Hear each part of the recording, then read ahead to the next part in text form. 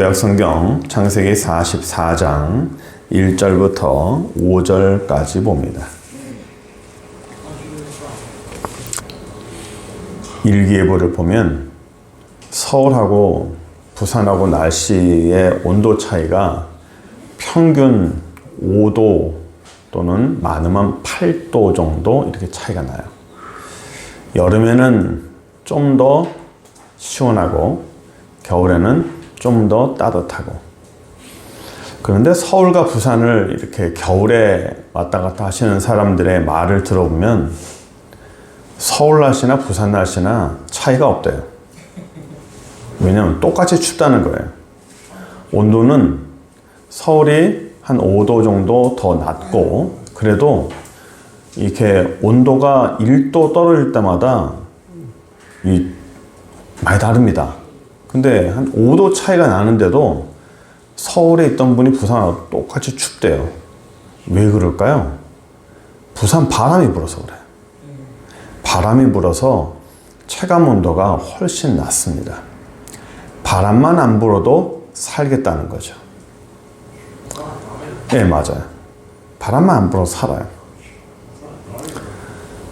인생을 살다 보면 바람만 안 불면 살만해요.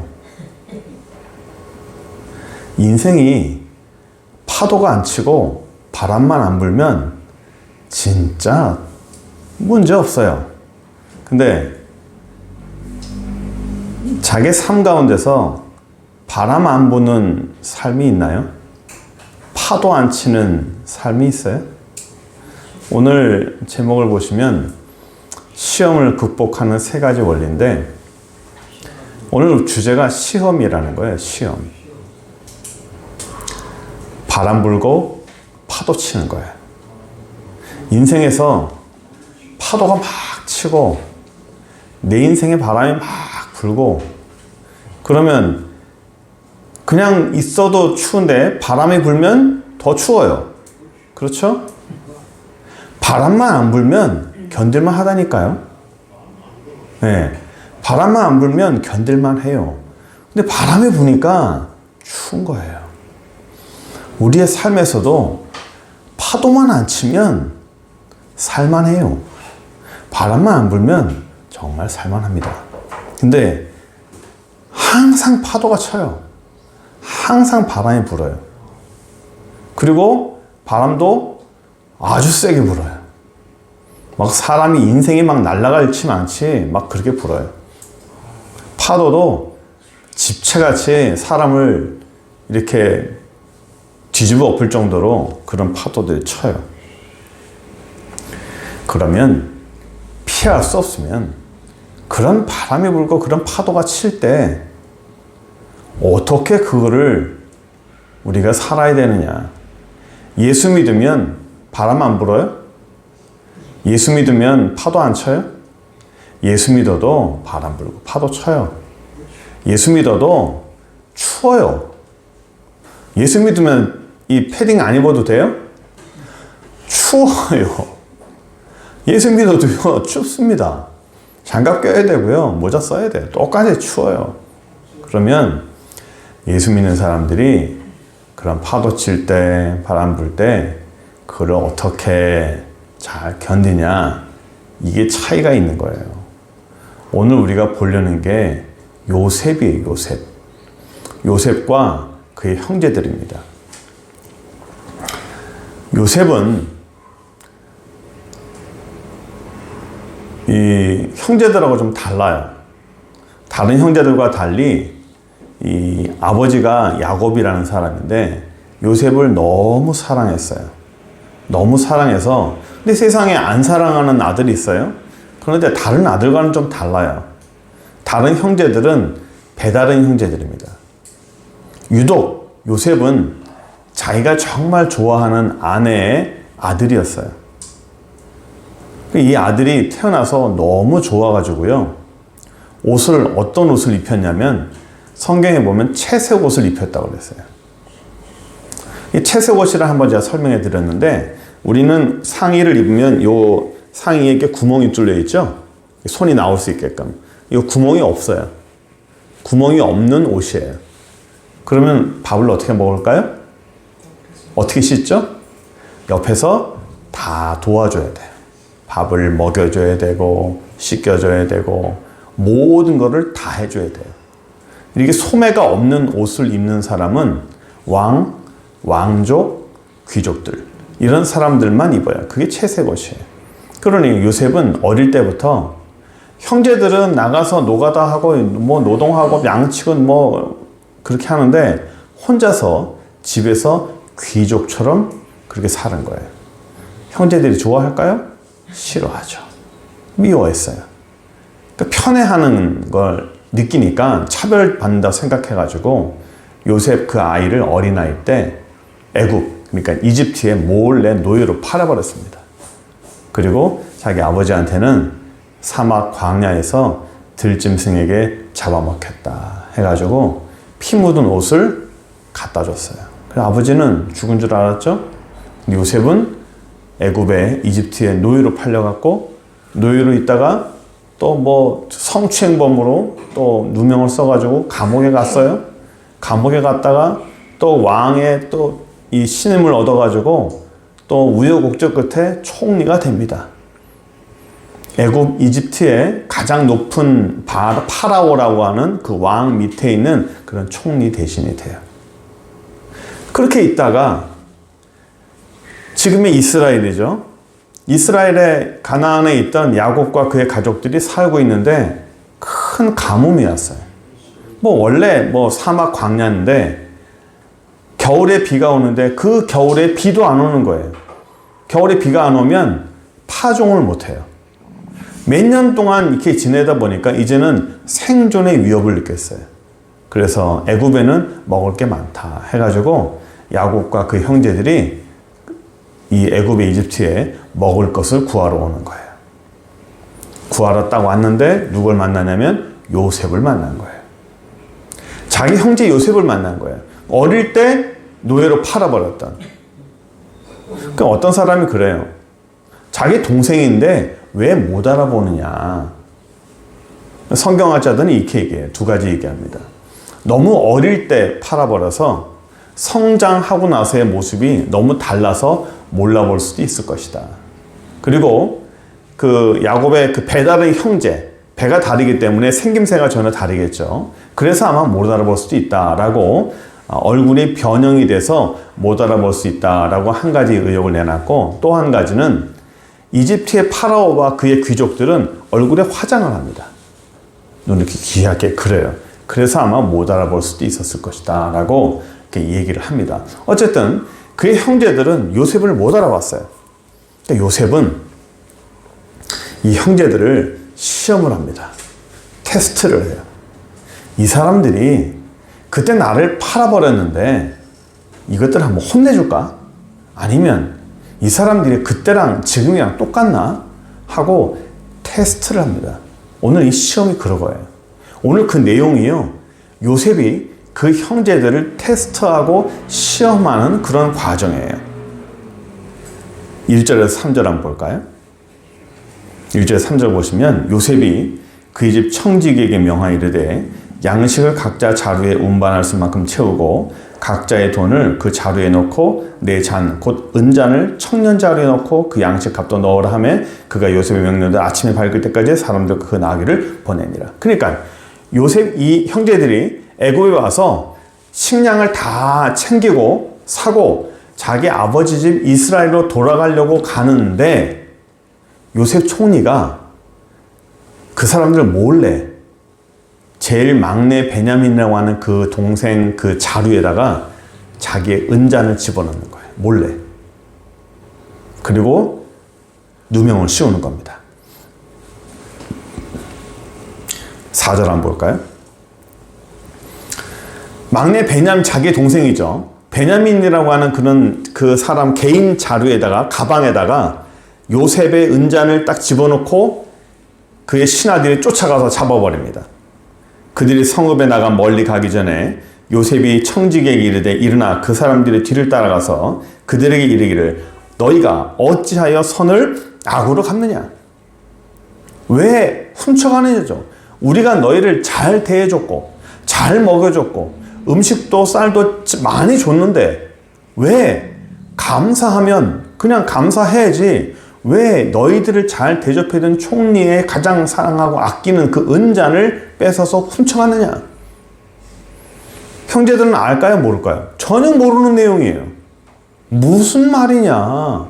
누가 뭘 가져갔다는 거냐? 너희들이 지금 없어졌다. 너희들밖에 없다. 해가지고 쫓아가는 겁니다. 7절 보세요. 그들이 그에게 대답하되 내 주여 어찌 이렇게 말씀하십니까? 당신의 종들은 그런 일은 결단코 아니하나이다.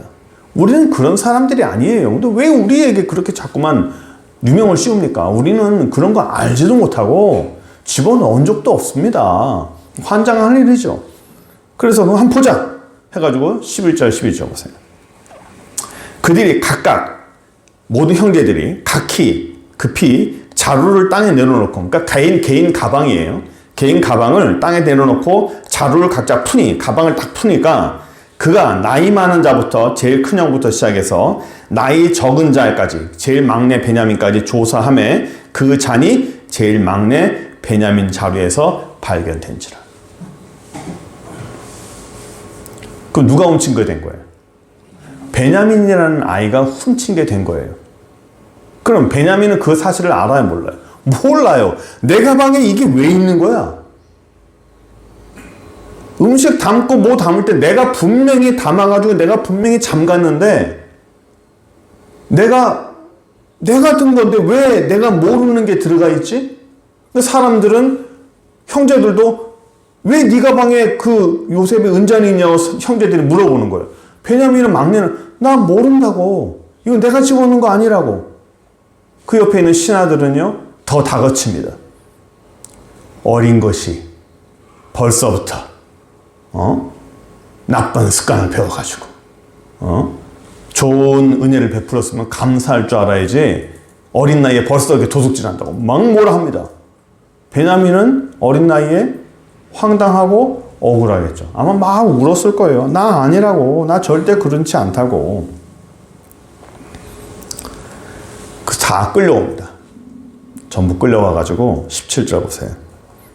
요셉이 화가 납니다. 요셉이 이르되 내가 결코 그리하지 아니하리라. 잔이 그 손에 발견된 자만 내 종이 되고 너희는 평안히 아버지께로 돌아갈 것이다. 이게 뭐냐면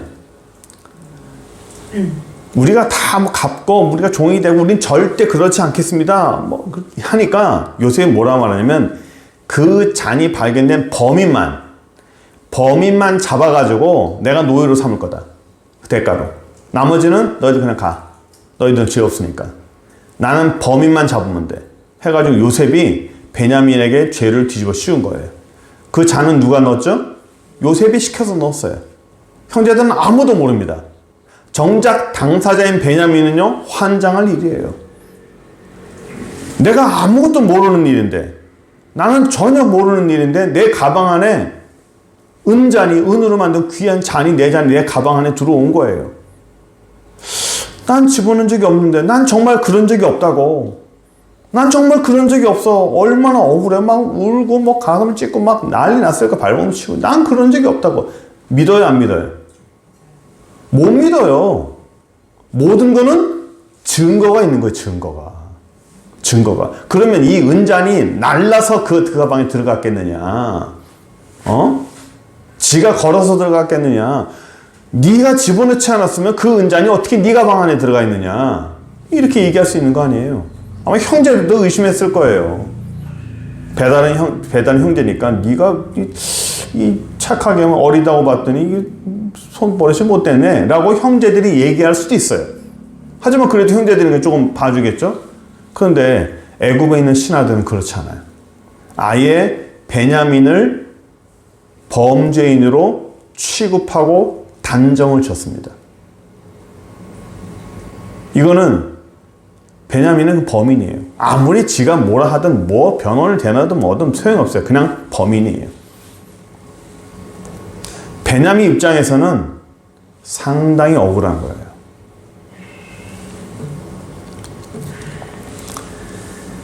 요 내용을요, 성경학자들이 뭐라고 말하냐, 어떤 주제를 잡았냐면 요셉의 은잔 시험이라고 하는 그런 주제를 잡은 거예요. 이 제목이 그래요. 원래 요 부분의 내용이 요셉의 은잔 시험이라는 겁니다. 요셉이 은잔이라는 걸 통해서 그 형제들을 시험하는 거예요. 넘겨주세요.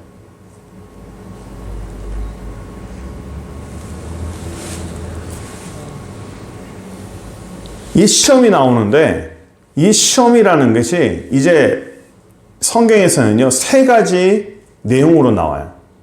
첫 번째는 시련이라는 겁니다. 이 시련은 믿음의 연단을 위한 목적이에요. 그러니까 이 시험이라는 게 영어로 하면 뭐 테스트, 템스테이션 여러 가지 있지만 한글로 말하면 첫 번째는 시련이라는 거예요. 하나님은 우리에게 시련을 줍니다. 왜? 믿음의 연단을 위해서. 야고보서 1장 2절 4절 볼까요? 내 형제들아 너희가 여러 가지 시험을 당하거든. 이 시험은 뭐라고요? 연단, 시련. 너희가 시련을 당하거든 온전히 기쁘게 여겨라. 이는 너희의 믿음의 시련이 인내를 만들어내는 줄을 너희가 압니다. 여기에 시련이라는 게 나오죠? 이 시험이 곧 시련이라는 거예요. 인내를 온전히 이루라. 이는 너희를 온전하고 구비해서 조금 더 부족함이 없게 하려 함이라. 이렇게 우리에게 믿는 사람에게 시험을 주는 거, 시련을 주는 첫 번째 시험이라고 하는 시련은 우리를 단단하게 하고 연단을 시키는 목적이에요. 두 번째, 유혹이라는 겁니다. 이 유혹이라는 것은 허용적 작정입니다. 허용적 작정이 뭐죠? 하나님이 누구에게 허용하는 거예요? 제가 설명해 드렸는데 하나님이 사단에게 허용하는 겁니다. 유혹이라는 거죠. 하나님이 사단에게 허용하는 거예요. 뭘? 하나님이 작정한 한도 내에서 사단이 시험하도록 건드리도록 허용하는 거예요. 그 대표적인 게 욥기라고 했습니다. 욥의 어느 한 부분을 허용하시는 거예요. 그래서 하나님 작정한 한도 내에서 허용하시는 겁니다. 근데 하나님은 악으로 시험하지 않아요. 하나님 자체는 악함으로 시험하지 않아요. 사단에게 허용하는 거예요. 이게 유혹이라는 거예요. 야고보서 1장 13절 14절 사람이 시험받을 때에 내가 하나님께 시험받는다 하지 말지니 하나님은 악에게 시험을 받지도 아니하시고 친히 아무도 시험하지 아니하시느니라. 오직 각 사람이 시험받는 것은 누구 욕심에? 자기 욕심에 끌려 미혹됨이라. 그러니까 이 시험은 사단이 주는 시험이고 이건 유혹이라는 겁니다. 하나님은 허용하시는 한도 내에서. 이건 유혹이에요. 그 시험을 받고 보통 사람들이 그러잖아요. 시험 들었다, 뭐 실망했다, 좌절했다, 시험 들었다 할 때 시험이 뭐예요? 바로 사단이 준 유혹이라는 거예요. 근데 그 시험이 왜 들어요? 자기 욕심 때문에. 자기 욕심 때문에 시험 들었다는 거예요. 그러니까 사람이 시험 들었다, 뭐 누구를 원망해야 돼? 원망할 게 없어요. 뭐 때문에 그래요? 자기 욕심 때문에 그러는 거예요. 남 탓할 필요가 없어요. 자기 욕심 때문에 시험된 거예요. 내 욕심 때문에 시험된 거지 다른 이유가 아니에요. 세 번째, 테스트입니다. 이거는 하나님이 그 사람을 발전시키기 위해서 통과 합격시켜 주려고 하는 거예요. 본인이 알게 해요. 이거는 하나님이 나를 키워주려고 나를 테스트하려고 하는 거구나 라고 본인이 압니다. 하나님은 알게 해요. 반드시. 이게 창세기 22장 1절이에요. 2일 후에 하나님이 아브라함을 시험하시려고 그를 부르시되 아브라함 하시니 그가 이르되 내가 여기 있나이다. 네가 정말 날 사랑하느냐. 이 상을 통해서 하나님이 테스트하는 거예요. 그러니까 시험이라는 것은 첫 번째 시련이라는 내용이 있고 두 번째 유혹이라는 내용이 있고 세 번째 테스트라는 내용이 있는 거예요. 그러니까 이것을 우리가 잘 판단해야 돼요.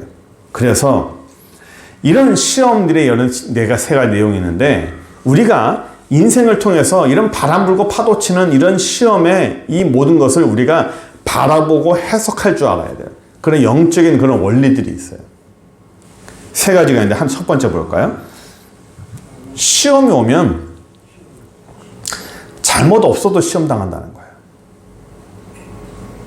보통 사람들은 어떤 어려움이 오거나 파도 치거나 이 바람 불면 내가 뭘 잘못해가지고 이런 어려운 일이 오나 라고 생각합니다. 보통 그렇게 생각을 해요. 그런데 잘못 없어도요 시험이 와요. 잘못이 없어도 파도 치고 바람 불어요. 요셉의 막내 동생이 도둑이라고 하는 도적질 누명을 썼죠. 베냐민은 뭔 잘못을 했길래 그런 어려움을 시험을 당할까요? 그 베냐민이 밤에 막 울었을 거예요. 내가 뭔 잘못을 했길래 내가 이렇게 누명을 쓰는가? 형들에게 거짓말해서 내가 이렇게 하나님께 벌 받는가? 베냐민이 내가 안 했다 그래도 누가 믿어줘요? 아무도 안 믿어줘요. 누구도 안 믿어줍니다. 증거가 뻔히 있으니까. 정작 믿어줄 사람들이 안 믿어주는 거예요.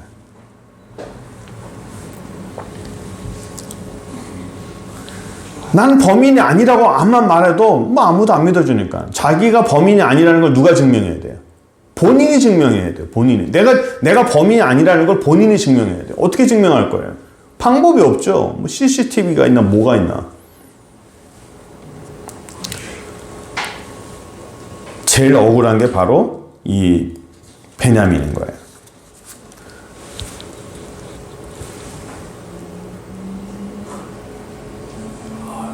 그 은잔이 왜 거기 있냐? 대답해봐라. 언제 넣느냐? 왜 넣느냐? 어떻게 넣느냐? 무엇 때문에 넣느냐? 물어보면 대답할 수 있어요? 대답 못해요.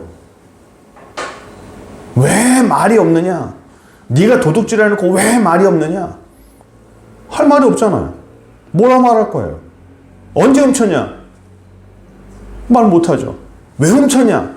말 못하죠. 뭐 때문에 훔쳤냐? 말 못하죠. 말할 게 없으니까.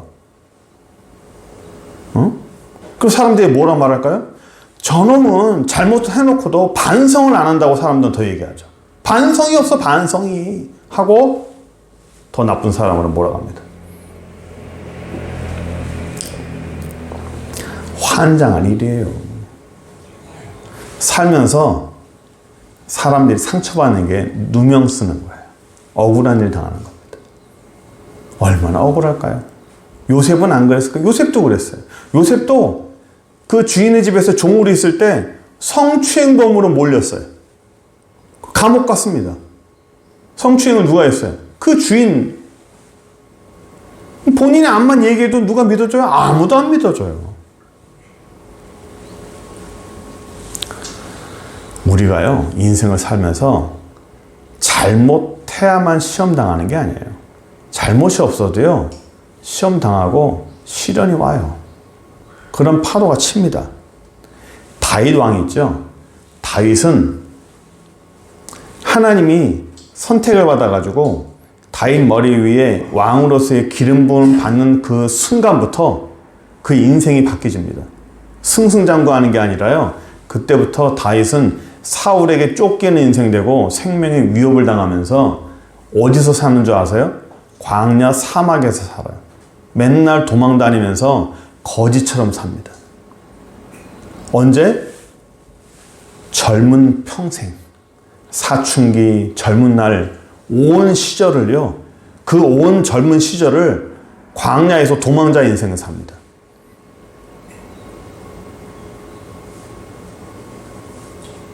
내 인생을 왜 이렇게 해? 뭘 잘못해서 내 인생이 이렇게 광야에서 맨날 도망자 인생을 살아야 되는 거. 얼마나 탄식하지 않겠어요? 요셉도 똑같아요. 젊은 청춘 그 시절을요, 노예로 보내고요, 감옥에서 다 보냈어요. 중년 이후에 이제 총리가 된 거지, 그 젊은 생활을 전부 다 노예 생활하고 감옥에 보낸 겁니다. 모르는 사람이 제3자가 그냥 내용을 모르고 요셉의 인생 보면요, 혀를 찹니다. 망조던 인생이라고. 어째 인생이 저럴까 하고. 참 굴곡이 많다고. 그 뒤에 모르니까. 우리 뭐 미래 알아요? 모르잖아요. 모르니까 그 시점을 보면요, 요셉은요, 좋은 인생이 아니에요. 다윗은요? 다윗도 좋은 인생이 아니에요.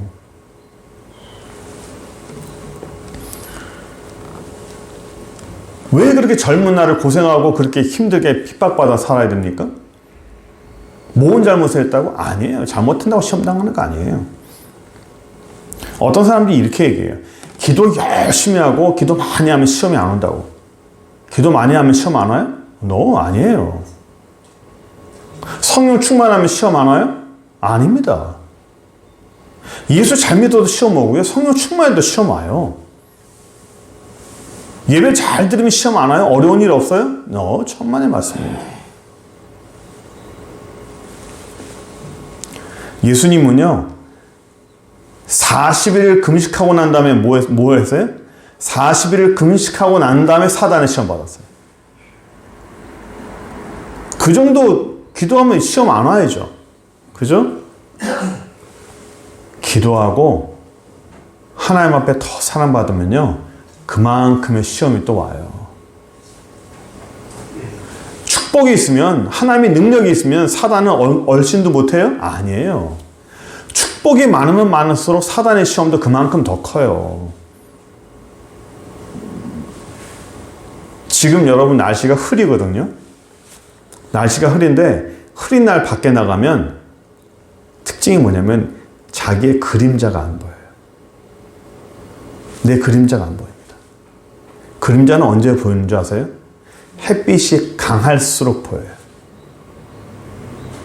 햇빛이 강하면 강할수록 그림자도 진해져요. 하나님의 은혜가 강하면 강할수록요, 사단의 시험도 더 셉니다. 공존해요. 하나님의 은혜가 있으면요, 사단의 시험도 그만큼 공존해요. 하나님의 은혜가 이렇게 앞에 나타나면요, 그 앞에 나타난 그 뒤에는 반드시 사단의 시험이 반드시 있어요. 사단의 존재는 반드시 있는 거예요. 그러니까 하나님의 은혜가 있다고 사단의 시험이 없는 게 아닙니다. 기도 많이 한다고 성령 충만한다고 사단의 시험이 없는 게 아니에요. 고린도전서 10장 13절 볼까요?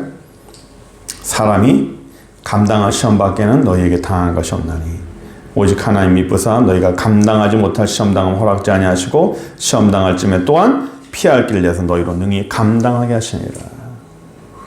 감당하는 능력이에요. 어떤 시험이 오든 하나님은 그 사람이 감당하지 못할 것 같으면 피할 길을 주시고 감당할 만큼만 주시는 거예요. 우리가 능히 감당할 만큼, 어떤 파다가 오든지 어떤 바람이 부든지 감당할 만큼 오는 거예요. 이길 수 있게끔. 그러니까 이게 하나님이 그 사람을 키우는 거예요. 키우는 거예요. 파도 치는 게 그 사람을 위해서 좋아요. 제가 그 쉬는 시간에 이름을 잊어버렸다. 요즘에 김창옥, 맞다. 김창옥 씨 강의를 하나 잠깐만 들었어요. 어떤 사람이 나도 당신처럼 그런 강사가 되고 싶습니다 라고 해서 어떻게 하면 당신과 같은 다른 사람들을 이렇게 도와줄 수 있는 그런 강사가 될 수 있을까요? 라고 했더니 뭘 하면 되겠습니까? 그 김창옥 선생님이 뭐라고 말하냐면 많은 일을 겪어야 된다 라고 얘기했어요. 수많은 우여곡절, 수많은 어려움을 겪어야 된다. 그 어려움을 겪으면서 그것이 자기에게 힘이 되고 그것이 자기에게 능력이 되고 에피소드가 된다는 거죠. 어려움을 많이 겪은 사람들이 다른 사람을 도와줄 수 있다는 거예요. 많은 시험을 당한 사람들이 다른 사람을 도와줄 수 있다는 거예요. 제가 무릎을 탁 쳤습니다. 맞아. 당신 말이 맞아. 시험은 많이 겪어야 이겨요. 어려움은, 파도는 많이 겪어봐야 이겨요.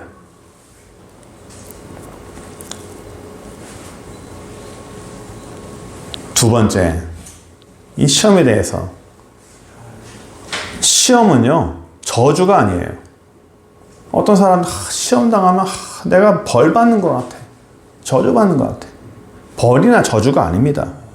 야고보서 1장 12절 볼까요?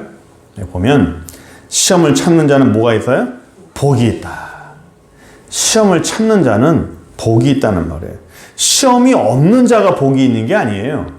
여기 참는다라는 말은 그냥 우리가 그냥 내가 막 꾹꾹 누르면서 그런 참는 게 아닙니다. 견뎌낸다는 거예요. 극복한다는 겁니다. 내가 견뎌내고 극복하는 거예요. 시험을 참는 건 그냥 내가 화도 안 내고 그냥 속에서 부글부글 끓는데도 그냥 꾹꾹 누르는 그런 게 아니라고요. 극복하고 이겨내는 거예요. 요한계시록에서 7교회에 반복되는 게 뭐라고 그랬죠? 이기는 자, 이기는 자. 그게 뭐라고 그랬어요? 이긴다는 게 승리한다는 말이 아니라 했습니다. 극복한다는 뜻이라고 했어요. overcome. 극복하는 자에게 이런 상을 주고, 극복하는 자에게 이런 상을 주고. 여기 똑같아요. 시험을 참는다는 거는 내가 그냥 무조건 참고 견딘 게 아니라 극복한다는 뜻입니다. 넘어선다는 거예요. 넘어서야 돼요. overcome, 넘어서야 돼요. 그래서 시험이 없는 자보다 시험이 있는 자가 더 복이 있는 거예요. 그리고 아까 중간에 유혹이라는 거 배웠죠? 시험에서 사단이 하나님이 허용적 작정 안에서 사단에게 이렇게 허용하는 게 있어요. 시험하라고. 저 사람 한번 흔들어봐. 내가 이 정도까지만 허용해 줄 테고. 해서 사단이 그 사람을 이렇게 흔들고 악한 걸로 막 이렇게 힘들게 합니다. 사단이 누구를 건드리는 줄 아세요? 어떤 사람은 안 건드리는 줄 아십니까? 사단이 아예 건드리지 않는 사람이 있어요. 쳐다보지도 않는 사람이 있어요. 쳐다보지도 않는 사람은 몇 가지 부류가 있는데, 쟤는 내가 건들 필요가 없어. 해봤자 쟤는 그냥 열애로 두는 애들, 사람들. 믿음도 없고, 그냥 살아도 그냥 지 스스로 망하는, 그냥 굳이 건드리지 않아도, 굳이 방해하지 않아도 이 싹수가 노란 사람들은 사단이 안 건드려요. 시험도 별로 없어요. 어떤 사람이 사단이 많이 건드리냐면 자기가 이기지 못하는 사람. 사단이 못 이길 것 같은 사람들이 있죠. 사단은요, 내가 쟤한테 완전히 이겨. 나는 쟤를 완전히 이길 수 있어. 라고 할 때는요, 사단 안 건드려요.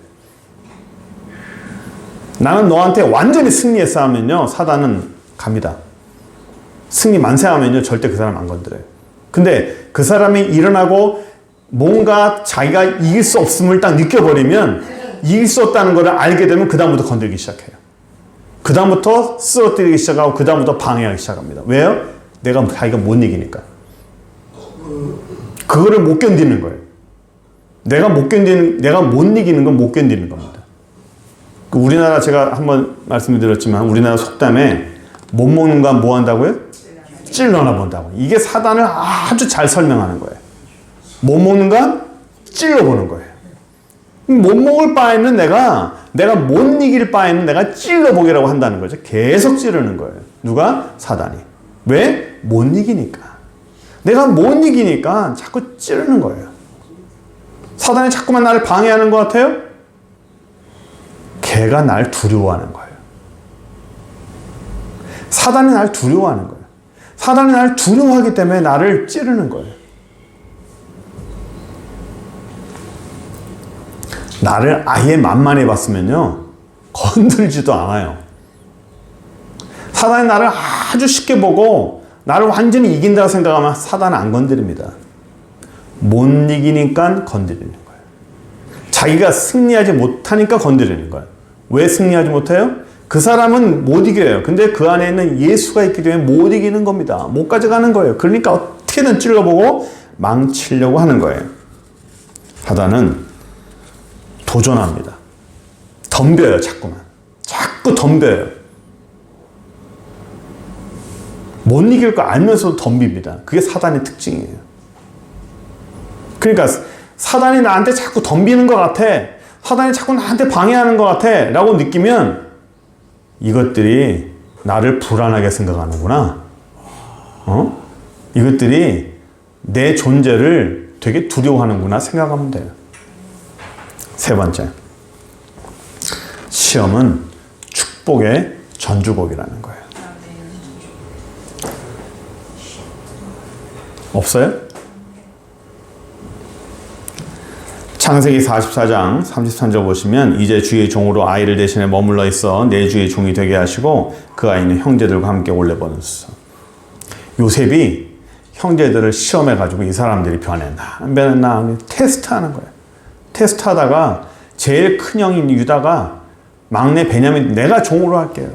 내가 대신 종이 되겠습니다. 그걸 보고 이 사람들이 이제 사람들이 많이 변했구나 하고 받아들이는 거예요. 그리고 자기가 당신들이 팔아버렸던 그 요셉이라는 것을 고백하고 그 형제들과 함께 좋은 세월, 좋은 시절을 보내게 됩니다. 그게 한꺼번에 이루어지는 게 아니고요. 이 모든 테스트를 다 겪는 겁니다. 시험을 통해서 그 형제들이 정화됐다는 것을 알게 되는 거예요. 변화됐다는 걸 아는 겁니다. 시험이라는 거는요, 사람을 강하게 만들어요. 시험이라는 거는 그 사람을 깨끗하게 만듭니다. 시험이라고 하는 거는 그 사람의 능력과 인격과 이 성령의 능력을 더 강하게 만들어주는 거예요. 그걸 누구를 통해서 하냐고요? 하나님이 그 사람을 테스트하면서 그 사람을 실현하면서 단련하면서 불 속에 집어넣어서 할 수도 있지만 하나님은 사단을 통해서도 한다고요. 여러 가지를 통해서. 중요한 것은 하나님은 우리가 단단해지기를 바라는 거예요. 사단은 우리가 망가지기를 바라고요. 사단은 우리가 망가지기를 바라고 하나님은 우리가 단단해지기를 바라요. 사단은 우리가 망가지기를 바라서 우리를 자꾸 찌르고 깨고 태클하고 자꾸만 발걸지만 사단이 이겨요, 못 이겨요? 못 이겨요. 못 이깁니다. 못 이겨요. 못 이기니까 방해하는 거예요. 못 이기니까 찌르는 겁니다. 그런데 그런 거라도 없으면 나는 좀 힘든 사람이구나. 내가 지금 믿음이 좀 많이 힘들구나. 반성해야 돼요. 사단이 막 좀 방해하기 시작한다. 사단이 나를 찌르기 시작한다. 라고 생각되면 내가 하나님이 기뻐하는 사람이 되고 있구나. 라고 생각하면 되는 거예요. 반비례입니다. 반비례예요. 축복이 크면 시험도 크고 하나님의 손길이 크면 사단의 손길도 크고 빛이 세면 어둠도 센 거예요. 이거는 영적인 은혜예요. 그래서 우리가 시험이라는 걸 생각하면서 항상 하나님 앞에 좀 당당하고 단단해졌으면 좋겠어요. 올 한 해 하나님 앞에 믿음 안에서 좀 더 내적으로 단단해지고 믿음으로 성숙해가는 귀한 영혼 되길 바랍니다. 기도하겠습니다.